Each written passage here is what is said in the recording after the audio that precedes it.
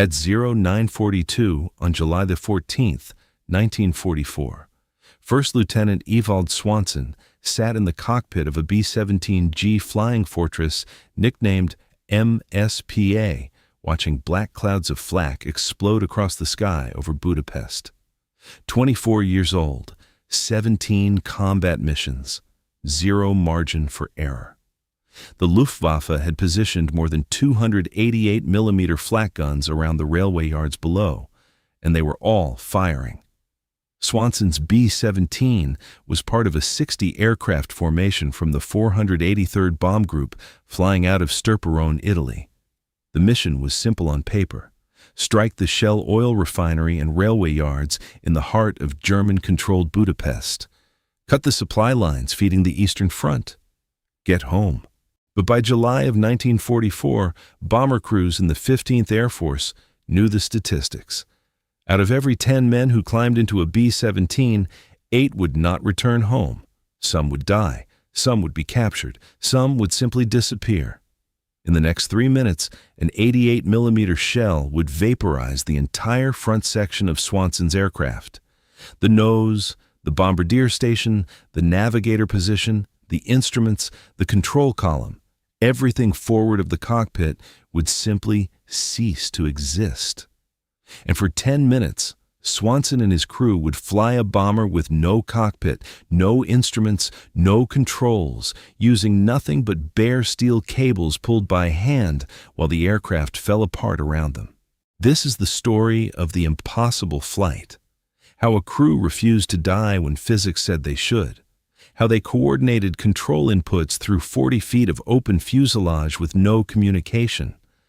How they pulled steel cables that cut through their gloves while wind screamed through the aircraft at 300 miles per hour. And how 8 men survived by refusing to accept that their bomber was already dead. The formation pressed forward through the curtain of flak. Shells burst in the black puffs that could shred aluminum like paper.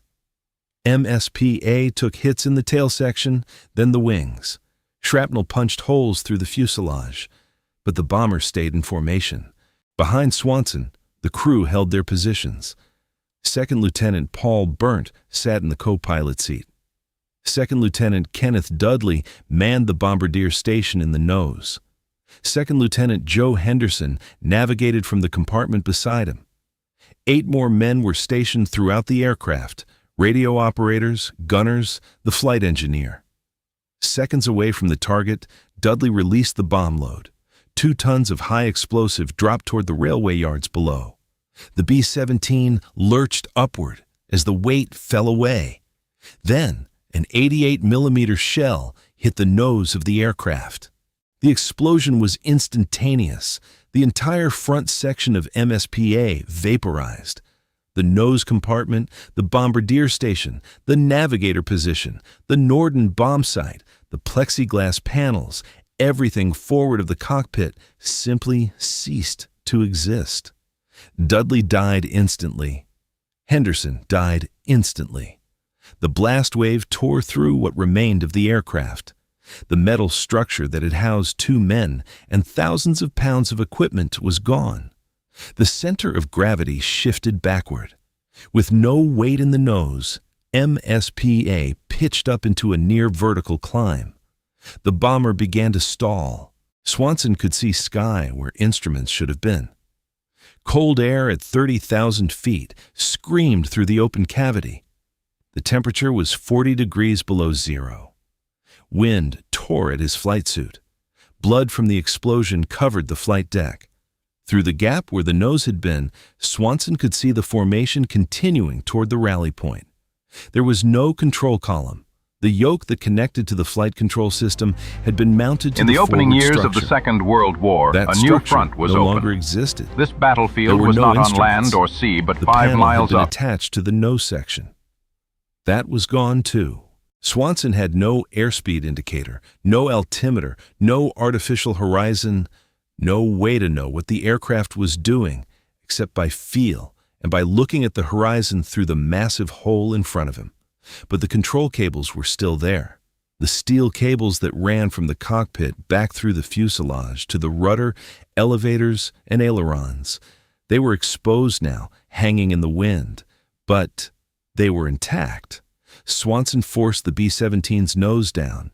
He didn't know how. There was nothing to push, nothing to pull. But somehow, he got the aircraft level. Somehow, he got it back into loose formation with the group. The bomber should have been unflyable. Boeing engineers had designed the B-17 with inherent stability, but no engineer had planned for this. No manual covered flying without a cockpit. The only thing keeping MSPA in the air was physics and desperation. Behind him, the surviving crew members began moving forward. The radio operator, the flight engineer. They could see the exposed cables running through the bomb bay.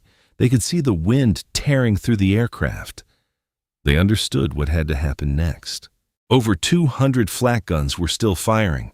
The formation was still over enemy territory, and another shell was about to hit engine number 2. The second 88mm shell struck engine number 2 at 0944. The right cyclone radial engine exploded in a spray of oil and metal fragments. Flames streamed back along the inboard nacelle on the right wing. The propeller windmilled for 3 seconds, then seized. Engine number 2 was dead. MSPA now had 3 engines instead of 4. The bomber began losing airspeed. The formation was pulling ahead. Without the cockpit instruments, Swanson had no way to measure how fast they were falling behind. Technical Sergeant Frank Mency, the flight engineer, made his way forward from the top turret position. He could see the problem immediately.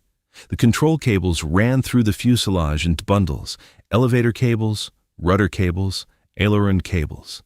They were steel wire rope, each about 3/8 of an inch in diameter. Normally they were enclosed in pulleys and fairleads hidden behind panels and structure. Now they were completely exposed. The wind was pulling at them. Without someone physically holding the cables steady, the aircraft would become uncontrollable. Staff Sergeant George Simonelli moved up from the radio compartment. Staff Sergeant Robert Bell came forward from the waist gun position. They positioned themselves near the bomb bay where the main cable runs were visible. There was no discussion, no debate. The situation was obvious. Someone had to hold these cables. Someone had to pull them when Swanson needed control input. The problem was coordination. Swanson was sitting in what remained of the cockpit 40 feet forward. The crew was standing in the bomb bay area. The intercom system was damaged. Communication would be nearly impossible. Swanson tried moving the rudder pedals. Nothing happened. The pedals were still attached to the floor, but the cables they normally actuated were now being buffeted by 300-mile-per-hour wind. He tried the throttles. Engines 1, 3, and 4 responded. That was something. But without control over the flight surfaces, the B-17 would eventually spiral out of formation and into a dive. Or worse, it would pitch up again, stall, and spin. Either way, everyone would die. The crew began pulling. They wrapped sections of cable around their hands for grip. The steel was cold. It cut into their gloves. When they pulled left on the rudder cable, MSPA's nose moved left. When they pulled right, it moved right. The elevators worked the same way. Pull back, the nose came up. Release, it dropped. The problem was that every input had to be perfectly timed. Too much pressure and the aircraft would over-respond. Too little and nothing would happen. And they were doing this without seeing what Swanson was seeing, without knowing what corrections he needed, without instruments or indicators. MSPA continued falling behind the formation. The other B-17s were maintaining their cruise speed, heading southwest toward the Adriatic. Swanson's bomber was slower now. The drag from the missing nose section was enormous. The destroyed engine meant less power. And the formation was not waiting. They could not wait. Every minute over Hungary meant more exposure to fighters and flak. The standard procedure was clear. Aircraft that could not maintain formation speed were left behind. By 0946, MSPA was alone. The formation was a mile ahead, then 2 miles. Swanson could see them in the distance, a cluster of dark shapes against the summer sky. His own aircraft was losing altitude, not quickly, but steadily. They had been at 30,000 feet over the target.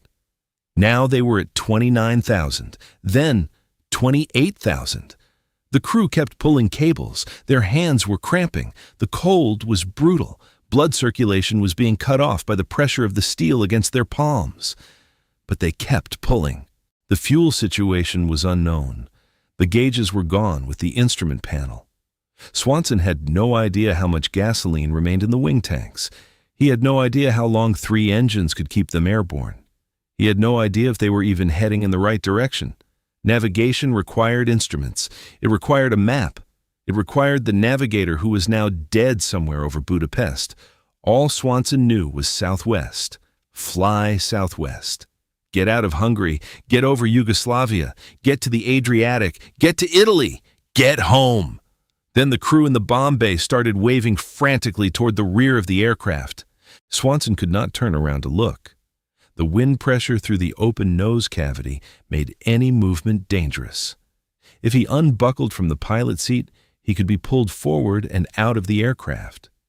He stayed locked in position, watching the horizon, trying to keep the wings level. But the crew kept waving. Something was wrong in the rear section, something beyond the missing nose, beyond the dead engine, beyond the exposed control cables.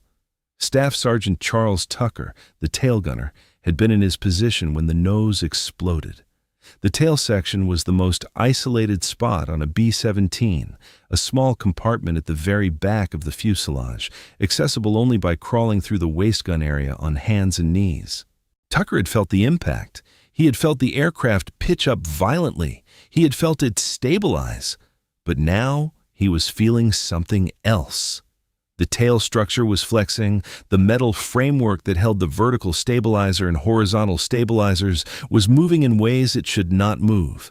The explosion had created stress fractures somewhere in the fuselage, or shrapnel had weakened critical support members.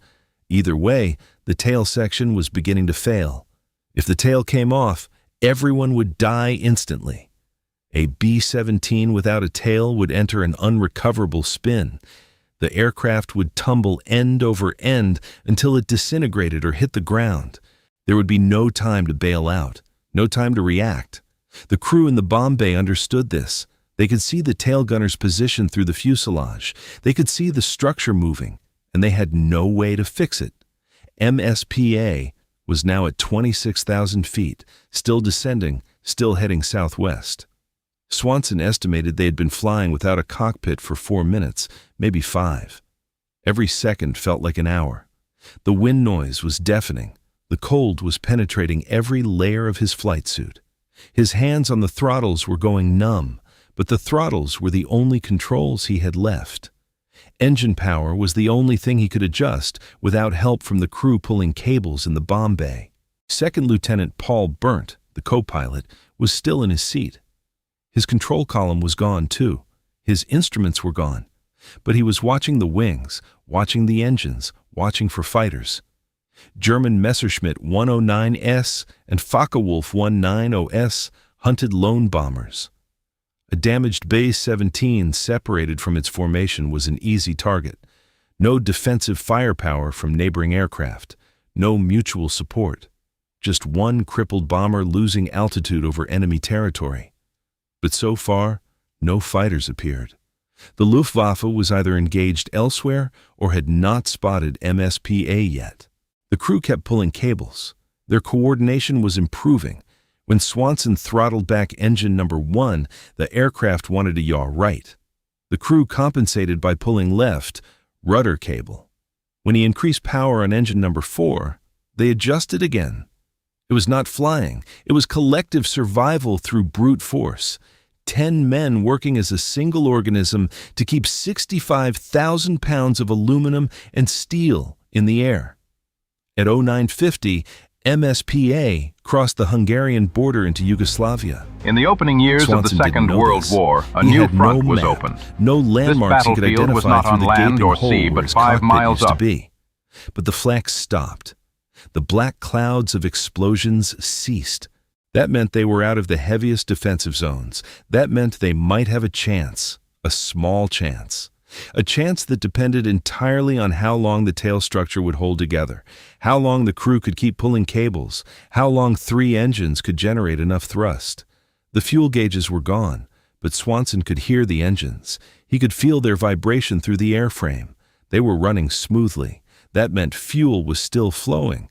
That meant the wing tanks were not empty yet. But how much remained was impossible to know.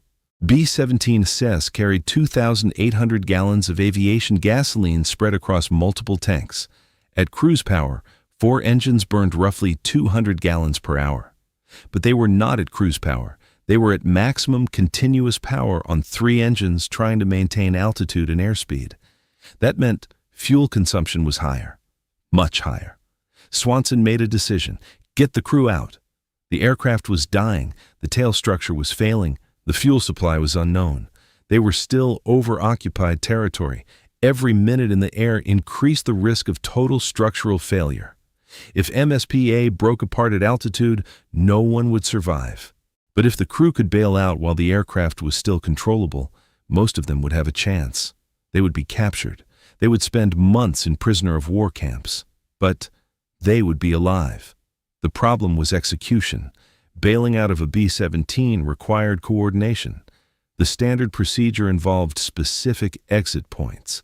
The bombardier and navigator used the forward escape hatch in the nose, but that hatch no longer existed.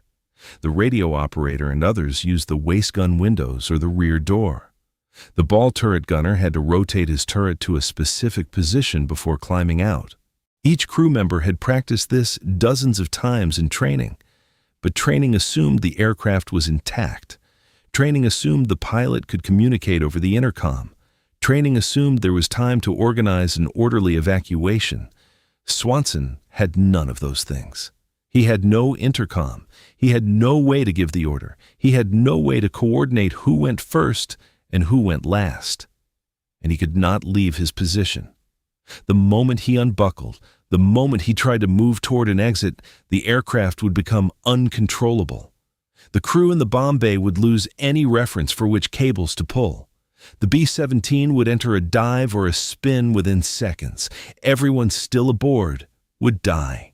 At 0952, MSPA was at 24,000 feet. They had been flying without a cockpit for 10 minutes. Swanson's hands were locked on the throttles. His feet were on the rudder pedals, even though the pedals did nothing without the crew pulling cables 30 feet behind him. Burnt sat motionless in the co-pilot seat, watching the horizon, watching the wings, watching for any sign of catastrophic failure. Neither man spoke. There was nothing to say. The wind noise made conversation impossible anyway. The crew in the bomb bay made the decision themselves. They could feel the tail structure flexing. They could see the stress cracks spreading through the fuselage skin. They understood that staying aboard meant dying when the aircraft came apart. One by one, they began moving toward the waist gun windows. Staff Sergeant Robert Bell went first. He clipped his parachute harness, positioned himself at the window opening, and jumped. The slipstream took him instantly. Staff Sergeant Charles Kelly went next. Then Staff Sergeant George Simonelli. Then Technical Sergeant Frank Mency. Each time a man jumped, the aircraft became harder to control. Fewer hands on the cables meant less precise inputs. The B-17 began wallowing. The wings dipped left, then right. The nose pitched up slightly. Swanson adjusted throttle settings to compensate, but throttle alone was not enough. He needed the rudder. He needed the elevators. He needed the crew pulling cables. But the crew was abandoning ship. They had to. It was the only rational choice. Staff Sergeant Charles Tucker crawled forward from the tail gunner position. He squeezed through the narrow passage, emerged in the waist gun area, and saw the empty positions where his crewmates had been standing moments before. He saw the exposed control cables, now slack without hands holding them. He saw the massive opening where the nose used to be 40 feet forward. He clipped on his parachute and jumped. By 0954, 5 men had evacuated. 5 men were descending under parachute canopies over Yugoslavia. 5 men would be captured by German forces within hours. But 5 men would survive the day. That left 5 men still aboard MSPA, Swanson in the pilot seat, Burnt in the co-pilot seat, and 3 others who had not yet reached the exit points. The aircraft was at 22,000 feet, still descending, still barely controllable, and the tail structure was about to fail completely. The remaining crew members moved toward the exits. Staff Sergeant Paul Hish, waist gunner, went through the window opening, his parachute deployed cleanly. Staff Sergeant Robert Tucker, another waist gunner, followed seconds later. That left 3 men aboard, Swanson, Burnt, and 1 more crew member still making his way forward from a rear position. The aircraft was becoming increasingly unstable. With almost no one pulling the control cables, MSPA was responding only to engine power and inherent aerodynamic stability. That stability was designed for normal flight conditions, not for flight without a nose section, not for flight with a failing tail structure. At 0956, the last crew member reached the waistgun area, jumped, and disappeared into the slipstream. Swanson and Burnt were alone. 2 men in the remains of a B-17 Flying Fortress at 20,000 feet over Yugoslavia. The bomber was still descending, 3 engines were still running. But the aircraft was no longer truly flyable. It was barely staying in the air through a combination of residual stability and the fact that the wings were still generating lift. Without crew members pulling cables, any significant control input was impossible. Swanson turned his head slightly and made eye contact with Burnt. No words were exchanged. The wind noise would have drowned out any conversation. But the message was clear. Burnt needed to go. There was no reason for the co-pilot to stay aboard. He had no controls. He had no function. If he stayed, he would die when the aircraft finally broke apart or crashed. The only rational choice was to bail out while altitude remained, while there was still time to deploy a parachute and survive the landing. Burnt unbuckled his harness. He stood up from the co-pilot seat. He moved carefully toward the rear of the flight deck where he could access the main fuselage and reach the waistgun exit. He looked back at Swanson one final time. The pilot was still locked in position, hands on throttles, eyes forward, holding the dying aircraft as steady as possible. Burnt climbed through the crawlway behind the cockpit and headed aft. 30 seconds later, he jumped. Ewald Swanson was alone. 1 man in a 65,000-pound bomber at 19,000 feet. The aircraft was falling at approximately 200 feet per minute. Not a dive, just a steady descent. The 3 remaining engines were producing enough thrust to maintain forward speed, but not enough to hold altitude. The missing nose created massive drag. The aerodynamic profile was destroyed. The B-17 was essentially a flying brick with wings. The fuel situation remained unknown. The wing tanks could be nearly full or nearly empty. There was no way to tell. The engine sound gave no indication. Wright Cyclone engines ran smoothly until the fuel supply was completely exhausted, at which point they simply stopped.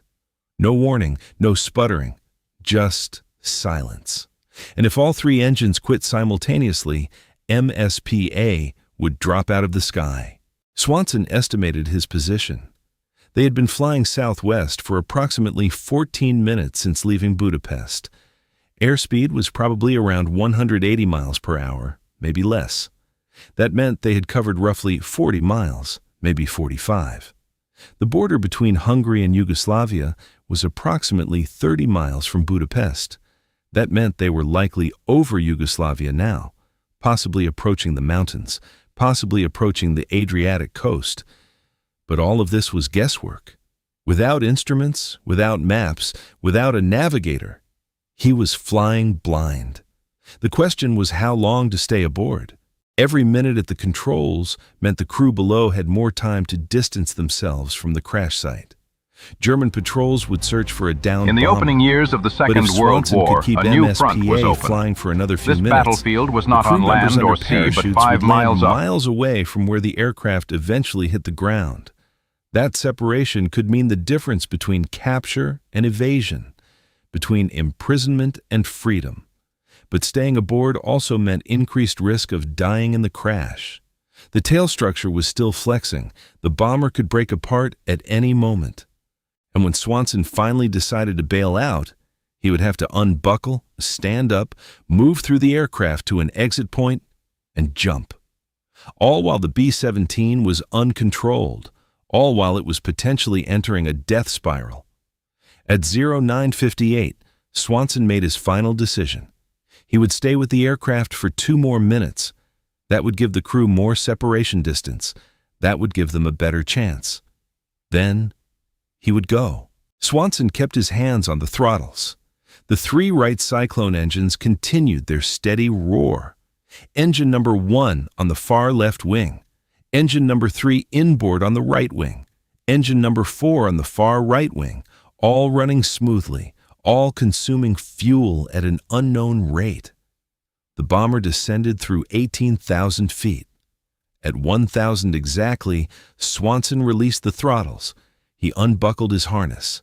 The moment the straps came loose, he felt the wind pressure trying to pull him forward toward the massive opening where the nose used to be. He pushed back against his seat, then stood up carefully.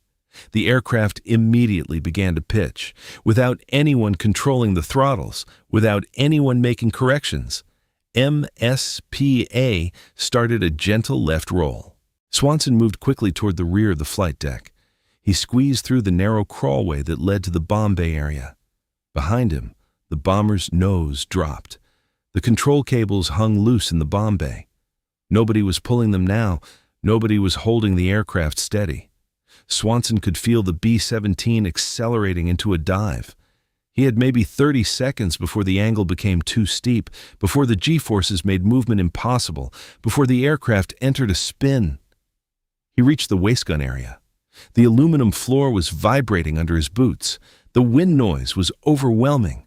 He grabbed his parachute pack from the storage rack, clipped it to his harness, and moved toward the window opening.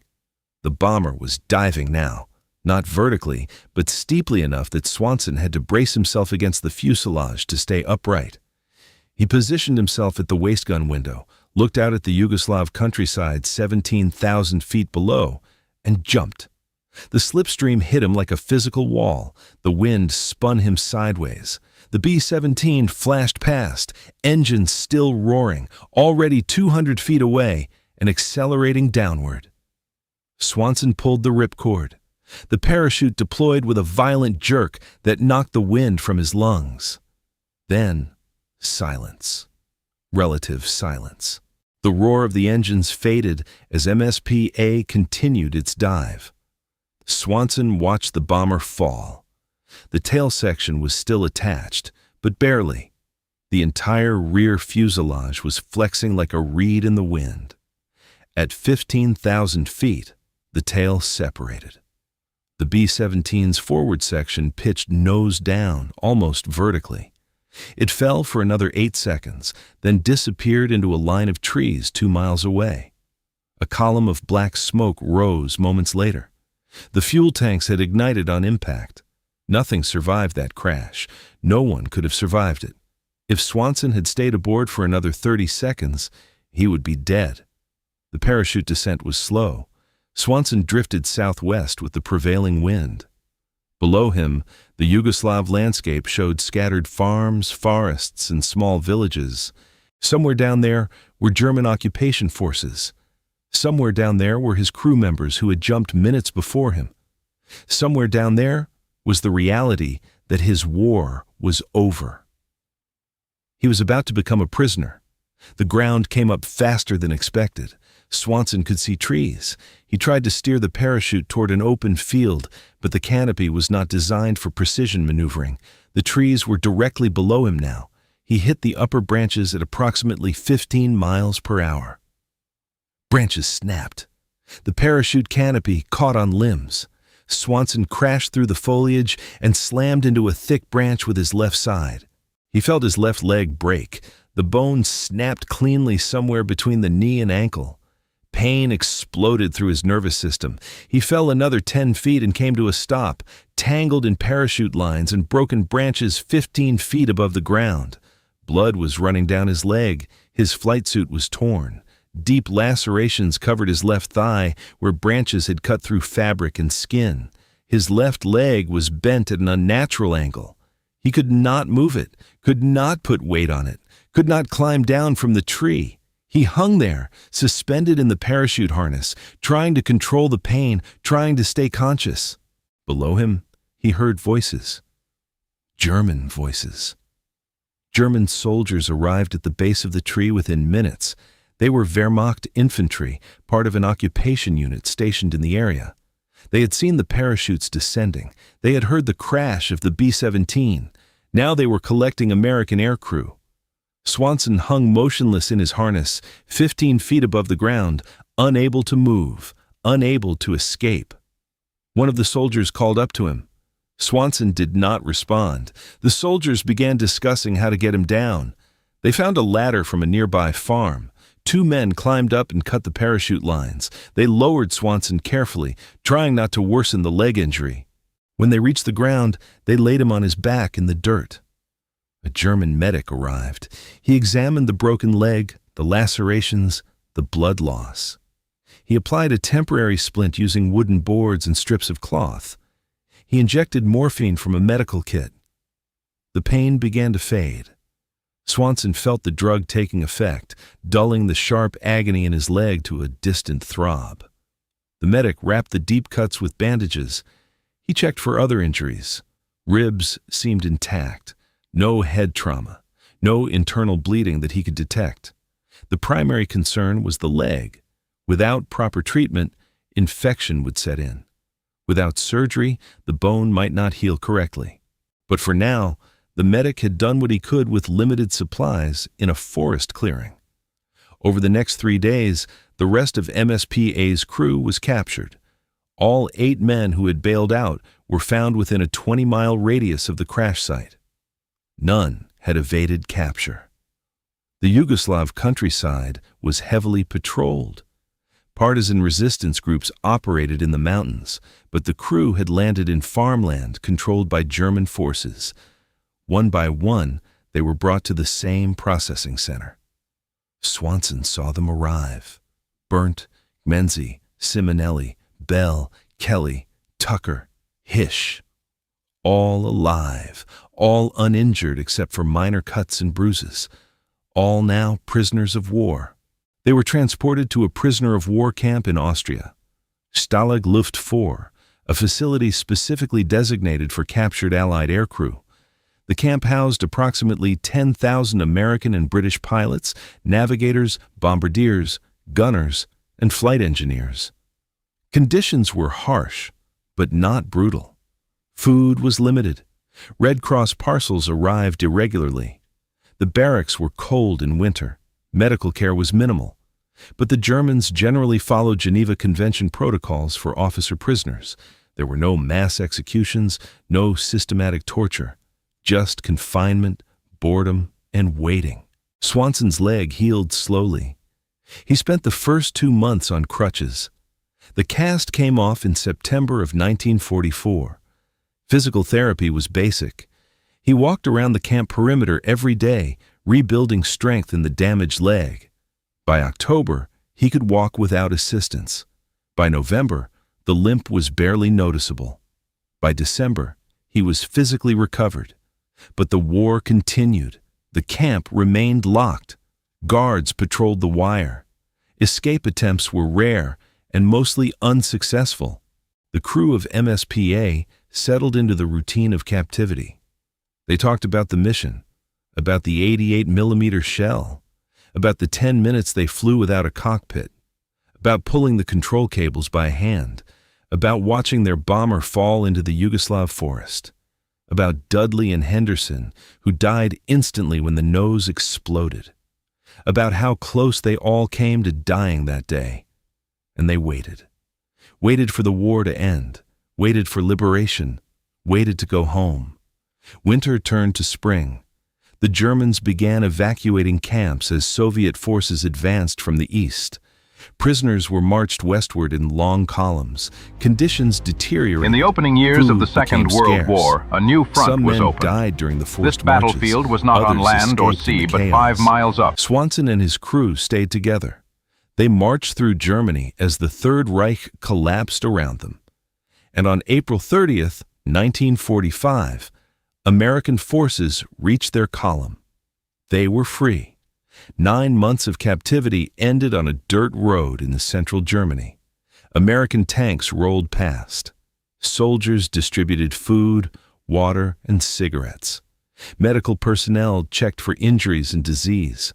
The former prisoners were transported to collection points, then to airfields, then back to Italy, and eventually to the United States. The crew of Mizpah went home, all 8 survivors, all 8 men who had pulled control cables by hand at 30,000 feet over Budapest.